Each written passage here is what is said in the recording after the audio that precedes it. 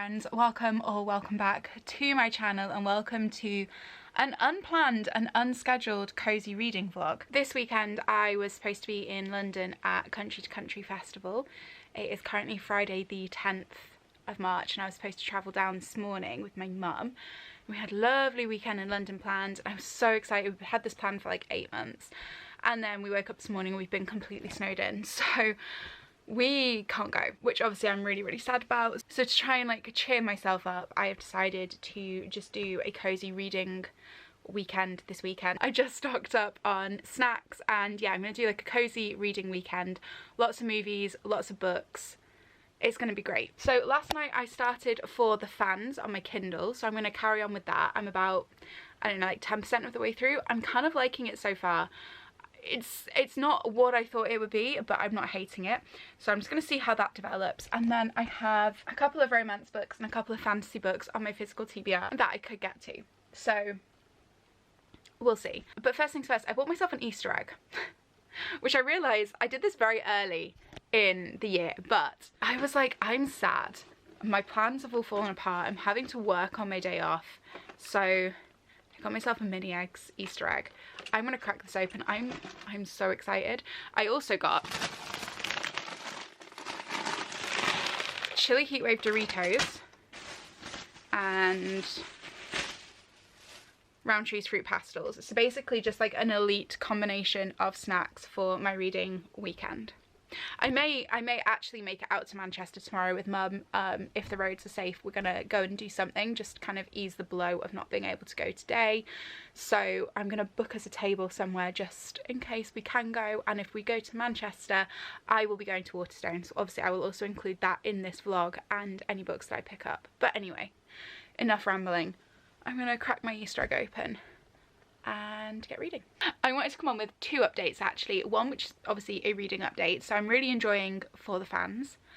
I didn't really know what to expect of it going in, and it is so much better than I thought it would be, so I'm loving that so much. Like, I really enjoy the writing, I'm enjoying the characters, just everything about it I'm loving, and I'm on like 30-ish%, so I think I'll get quite a good way through that today, so that's good. The other thing, do you guys ever like have a really weird dream that just kind of sticks in your head? Because like last night I woke up at, I don't know, must have been like 3 AM and I'd woken up because the snow had like crashed off the roof and like hit the floor outside, hit the ground outside my room, and it was just really loud, sounded like the whole house was coming down, so I woke up like in a fright.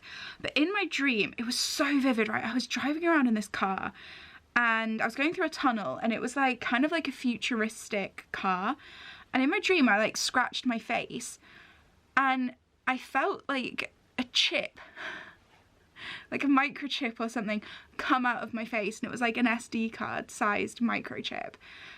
And then it was like the second that the chip was taken out of my face, my whole mind changed and I had to like pull the car over because I went all dizzy and weird.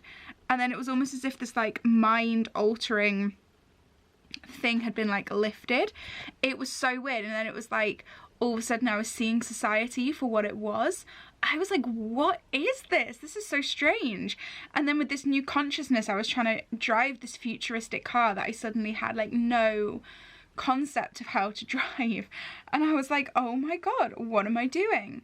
And then I woke up and now I'm like, that is just bizarre. Why was I dreaming that? That is so strange, but that was my dream. And it stuck with me all day. I had like a microchip in my face. Oh God, it was weird. So weird. And like even the feeling of going like lightheaded and weird was so vivid in my dream. Like I could still feel it now. Just really bizarre. So anyway, those are my updates. Good morning friends. Mum and I are off to Manchester this morning. I'm so excited. So I will be taking you guys to Waterstones with me because the Manchester Waterstones is one of my favourites. It is huge. So I'm really excited for that. So I'm going to show you guys obviously some footage from Manchester, some footage from Waterstones. As for a reading update, I got to like 40% of For the Fans yesterday. I am really enjoying that book. Definitely not what I expected, but in like the best way. But I'm gonna update you guys properly when I get back because we are in a rush to leave.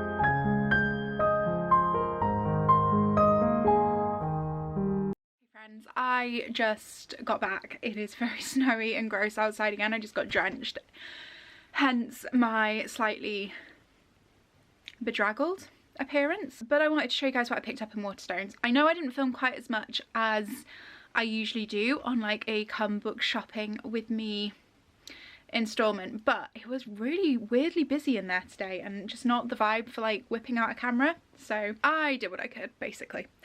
But anyway, I picked up 5 books, which I really shouldn't have done, but I'm really intrigued by all of them. So the first one I got is New Animal by Ella Baxter. So this I think is like, it's obviously a contemporary, and I think it just discusses kind of like womanhood and sex and relationships, and there's like a BDSM kind of flavour to it as well. So it's about Amelia, and she works as a cosmetic mortician at her family's funeral parlour, and then she has a sudden loss which severs her ties to someone she loves, so she skips off on a 72-hour mission to outrun her grief and basically starts experimenting on the local BDSM scene. So I thought that sounds interesting. I also got Send Nudes by Saba Sams, and I think this is like a collection of short stories. And I think this also discusses kind of sex, relationships, femininity, womanhood from like a contemporary mindset. So I'm really intrigued by that. Then I got a classic. I got a couple of classics actually. I'm really excited for this one. This is D.H. Lawrence's Lady Chatterley's Lover. I don't know honestly a huge amount about this, only as a woman that is kind of trapped in like a sexless marriage. So she has an affair with somebody, but I'm not sure when it was set. I think it was quite, it says here it's one of the most controversial novels in English literature, and it is an erotically charged and psychologically powerful depiction of adult relationships. So that's exciting, and I'm obsessed with the cover of this. I love Penguin Classic editions. Like, there's something about them. They're so satisfying to me. And then this one, I kind of wish there was a Penguin edition of this, to be honest, and there wasn't. But this is, well, it's by Penguin, but like the Black Classics edition. But this is 100 Years of Solitude by Gabriel Garcia Marquez, and it was the winner of the Nobel Prize for Literature. And I've been wanting to read this for so long, like literally so many years, so I picked this up. I nearly picked up Love in the Time of Cholera as well, but I just didn't like the edition that was there, so I figured I'd pick up that one today, and then I could get Love in the Time of Cholera another time with a better edition that I actually like. And then the final book I picked up is Time as a Mother by Ocean Vuong, which is of course a poetry collection. And you guys know by now that I'm like in my poetry era. So that is all the books I picked up. I also made a very expensive purchase, which I was not expecting to do and I was not really in the market for, but I did it, and I'm going to show you what I did. Hang on. I bought a new handbag. I was not expecting to get this or in the market for it really, but I love the Kooples and I love the Emily bags that are kind of the Emily Ratajkowski bags basically. I've wanted one for years, and then I saw this one and I just fell in love with it. I love the kind of Western detailing, and it does have a shoulder strap as well, so you can wear it crossbody. I just love it. I love it so much, so I could not leave it there, so I didn't. I brought it home with me. I'm obsessed, literally obsessed. Just my new baby.